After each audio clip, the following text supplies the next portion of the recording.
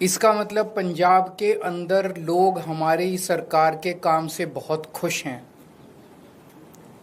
पंजाब में उस टाइम 117 में से 92 सीट आई थी। कहा गया था कि एक आंधी थी आम आदमी पार्टी की।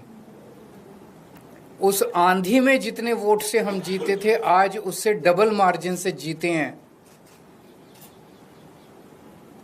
कई लोग ये कह रहे हैं कि ये सेमीफाइनल है 2027 का। तो हम सोच सकते हैं कि अगर ये सेमीफाइनल है 2027 का और 2022 आंधी थी, तो 2000 जी तो मंगरुआ ने सजा ली है चौपाल, और हमेशा की तरह चौपाल पर हैं साथी पत्रकार हरेश कुमार। हरेश जी, दिल्ली में तो अभी चुनाव है नहीं। जी दिल्ली में विधानसभा हो ही गया, केंद्र का चुनाव हो ही गया है, एमसीडी भी अभी दूर है। तो केजरीवाल साहब कहीं नजर आए हैं?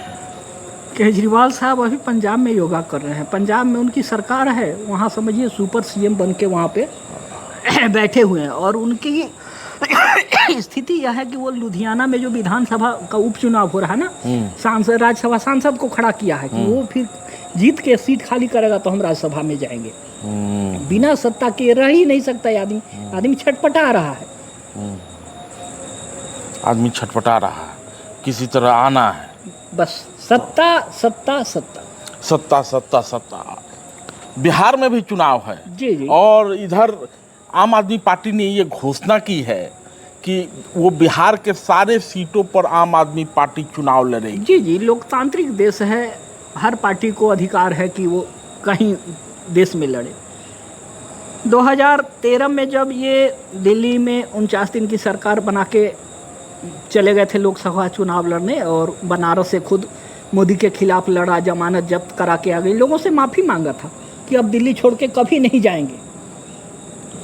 जैसे फिर चुनाव हुआ, गोवा पहुंच गए, पंजाब पहुंच गए और राज्यों में पहुंच गए। पंजाब में लेदे के 20 सीट उस पिछले चुनाव में मिली थी, और गोवा में जमानत जब्त हो गई 39 की सारी सीटों पर। तो यह है कि इस आदमी की बात का कोई भरोसा नहीं। उत्तर प्रदेश में किसी को कुछ नहीं, वो तो भला हो कि पंजाब में 4 लोकसभा सीटें आ गई थी, जिसकी वजह से थोड़ा नाम हो गया। इसी तरह करते करते ये पार्टी राष्ट्रीय पार्टी हो गई बड़े कम समय में। हाँ, होना जाना कुछ नहीं है। अगले चुनाव में पंजाब से यह सरकार जा रही है, दिल्ली से चली ही जा चुकी है। तो करेंगे क्या? जिनको एक बार जैसे किसी को खून पीने का आदत लग जाए किसी जानवर को, तो वो जो है ना मांगता है, हाँ, उसको हमेशा चाहिए, वो अटैकर हो जाता है। माने एक तरफ आप कह रहे हैं कि लोकतांत्रिक पार्टी है, उसको चुनाव लड़ने का अधिकार है। जी। दूसरी तरफ आप ये कहते हैं कि आम आदमी पार्टी बिहार गई है, मतलब उसको खून का चस्का लग गया। नहीं, दोनों ही बातें अपनी जगह सही है। इसीलिए कि जिस उद्देश्य से यह पार्टी आई थी, अगर उस पर कायम रहती तो दिल्ली से हटती नहीं। इनका जन सुराज हुआ। एक बात ये बता दे, जिस पर ये आए थे उसको लागू किया होता। इनके सारे नहीं, ये जन स्वराज के लिए नहीं आए थे। स्वराज वाला तो योगेंद्र यादव हैं, बाद में जिनको कोई पिछवाड़े पे लात मार के निकाला गया था। ये व्यवस्था परिवर्तन के लिए आए थे। देखिए, व्यवस्था परिवर्तन के साथ साथ इनका मेन था जन लोकपाल लाना। जन लोकपाल के माध्यम से ये सारा चीज करना चाहते थे। जन लोकपाल की इन्होंने चर्चा तक नहीं की। दिल्ली में 11 साल सत्ता में रहे, एक बार इन्होंने चर्चा तक नहीं की जिसके लिए ये आए थे। तो चर्चा या तो शराब की हुई या तो शीश महल की हुई, और अब दिल्ली में चर्चा झुग्गियों के टूटने की, झुग्गियों के बनने की, सड़क चौड़ी होने की है। लेकिन बिहार चलते हैं। बिहार में ये दल गए हैं। संजीव झा को भी देख रहा था कि वहाँ गए हैं, खान सर वगैरह से मिले हैं। हाँ। कितनी संभावना देख रहे हैं? कोई संभावना ही इसकी नहीं है। बिहार पहले से पता है, जहाँ प्रशांत किशोर जैसे लोगों का दाल नहीं गल रहा। दाल नहीं गल रहा है, भीड़ तो हो रही है। भीड़, अरे पैसा खर्च करेंगे तो वहाँ तो मैनेजमेंट चल रहा है कि भाई ठेकेदारी प्रथा है, 1000 तुम लेके आओ, तुमको इतना दिखाना भी तो है। आजकल तो वीडियो बिक रहा है कि इतने सारे लोग हैं, देखो भाई ये इस बार चेंज कर देगा, सारा कुछ होगा, ये होता तो कब का हो चुका होता। तो मैंने इनका कुछ नहीं होने जा रहा है, ये पहले भी बिहार में जा चुके हैं, ऐसा नहीं है कि कोई पहली बार जा रहे हैं। लड़े नहीं थे। सिंपल भले नहीं दिए हो, इनके आदमी लोग लड़े थे।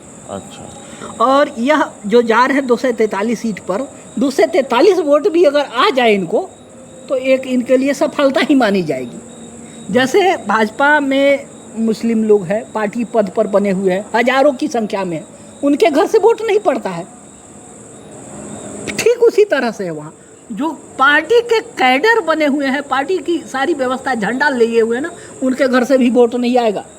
उनके घर से भी वोट है। लेकिन एक सवाल है हरे जी कि ये गए हैं, ये जा रहे हैं, तो ऐसा भी तो होता है कि मैंने संगठनिक विस्तार के लिए गए हो, उगाही के लिए गए हो। हाँ, मेन यही है, मेन धंधा यही है, उगाही ही है। क्योंकि दिल्ली तो अब रहा नहीं। मेन धंधा उगाही है, और वो जो ब्लैक मनी है उसको सफ़ेद करना। बहुत सारे लोग हैं ब्लैक मनी का कारोबार करते हैं, वो लोग नेताओं के माध्यम से, राजनीतिक दलों के माध्यम से अपना पैसा सफ़ेद करते हैं। और यह पार्टी कुछ ज़्यादा ही इसमें है। जो पार्टी चंदा को लेकर एक थी कि हम हर चंदे का देंगे, उसकी पार्टी की साइट से हटा दिया गया था ये चंदा की लिस्ट ही, कहाँ से हमको क्या मिला। भाई पारदर्शिता तो तब होती ना जब आप अपने बात पर कायम रहते। हरे जी, मेरी चिंता इस बात को लेके है कि दिल्ली में जी कांग्रेस चुनाव लड़ जाती है, ये कांग्रेस के माथे पे अपना दोष रोप देते हैं। हरियाणा में जब किए थे तो इनको दोष नज़र नहीं आ रहा था, लेकिन दिल्ली में दोष देते हैं कि कांग्रेस के कारण हम हार गए। कहीं खीस में तो नहीं गए? इनका कुछ नहीं है। सबसे बड़ी बात है कि पंजाब में सरकार नहीं थी ना, तो ये दिन रात कहते थे पंजाब में पराली जलाने से दिल्ली में पोल्यूशन होता है। पंजाब में सरकार बन गई, उसके बाद दिल्ली में वो पराली जलाने से कभी पोल्यूशन नहीं आया, कभी इनके मुंह से नहीं सुना होगा। तो ये कब किस बात पर, अभी 2 दिन पहले मैं एक यूट्यूब पर एक ऐसे ही भाषण से गुजर रहा था, तो इनका भाषण है, लुधियाना में आपको काम कराना है तो आम आदमी की पार्टी की सरकार है, आप उसी को वोट देंगे तो आपका काम होगा। यही आदमी गुजरात में जाता है, वहाँ जो व्यक्ति इसके पार्टी का अध्यक्ष है उसको जिताने के लिए, तो वहाँ पर कह रहा है कि इसको आप जिताएं। यहाँ कह रहा है कि जो पार्टी की सरकार है उसके विधायक को आप चुनेंगे तो आपका काम होगा, दूसरे को वोट देंगे तो आपका काम नहीं। आना है तो आम आदमी की पार्टी की सरकार है, आप उसी को वोट देंगे तो आपका काम होगा। यही आदमी गुजरात में जाता है, वहाँ जो व्यक्ति इसके पार्टी का अध्यक्ष है उसको जिताने के लिए, तो वहाँ पर कह रहा है कि इसको आप जिताएं। यहाँ कह रहा है कि जो पार्टी की सरकार है उसके विधायक को आप चुनेंगे तो आपका काम होगा, दूसरे को वोट देंगे तो आपका काम नहीं होगा। गुजरात में तो भाजपा की सरकार है, ये खुद ही आदमी कह रहा है कि सत्ताधारी पार्टी को दोगे तो तुम्हारा काम होगा। गुजरात में तो तुम्हारी सरकार नहीं है, तो वहाँ के लोगों का काम कैसे हो? हमको सीधा सीधा बताइए। जी जी, क्योंकि अभी हम लोग भी ये जानते हैं कि बिहार में जो लड़ाई है वो महागठबंधन बनाम एनडीए है जी। ये कहाँ है? महागठबंधन में रहे इनको वैल्यू मिलेगा कि नहीं मिलेगा? महागठबंधन इनको पूछेगा ही नहीं। महागठबंधन अगर माले को कुछ सीट दिया है तो उसका बेस है। महागठबंधन अगर मतलब कि ये सहनी को अगर लेके साथ चल रहा है तो उसका कुछ वैल्यू है, कुछ सीट है। इसके तो कोई कार्यकर्ता भी नहीं है जिनके पास कुछ 100 वोट हो। दिल्ली में 10 साल तक सरकार रही है, और इसी दिल्ली में आपने देखा होगा कि विगत चुनाव में बिहार के सारे नेता आए थे और कहे कि क्या नाम कि पूर्वांचलियों के सम्मान का सवाल है। तो दिल्ली में रहने वाले पूर्वांचली जहाँ की 10 साल तक ये सरकार चलाए हैं, बिहार के ही तो रहने वाले हैं। जी जी, बिहार के ही रहने वाले हैं, लेकिन बिहार में वो या तो प्रो बीजेपी को देंगे या लालू यादव को देंगे। इनके नाम पर वो दिल्ली में इसीलिए इनको वोट दिया कि उनके पास विकल्प नहीं था। फ्री की योजनाएं इनके पास थी, लोगों को लगा कि जो ही कुछ मिल जाए। एक लाइन में आपको कहना हो अगर हरेश जी, तो अब ये दिल्ली में, अब ये बिहार में क्या बेचेंगे, क्या कहेंगे लोगों से? क्योंकि दिल्ली में तो सरकार रही नहीं। इनका सब कुछ एक्सपोज हो चुका है। जिस व्यवस्था परिवर्तन की ये बात करते थे उस पर खुद ही नहीं अड़े। अगर उस पर अड़े होते, इनकी इमेज होती, तो ये देश में एक अच्छा विकल्प दे सकते थे। तो वैसा ही विकल्प देने की बात अभी प्रशांत किशोर कर रहे हैं जन सुराज के जरिए। गांव-गांव घूम रहे हैं। हम लोगों ने 2011 भी देखा है, हम लोगों ने 2013 भी देखा है, और हम लोगों ने 10 साल तक दिल्ली में केजरीवाल की सरकार भी देखी है। पहले केजरीवाल जब विधानसभा में आ गए तो उन्होंने कहा कि एमसीडी में लाओ तब बात बनेगी।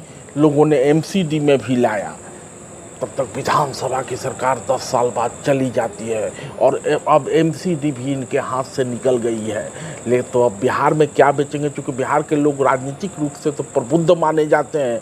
केजरीवाल की दुकान वहाँ कितनी सज पाएगी। लेकिन जैसा कि हरेश जी ने कहा, लोकतंत्र में सभी दलों को चुनाव लड़ने का हक है।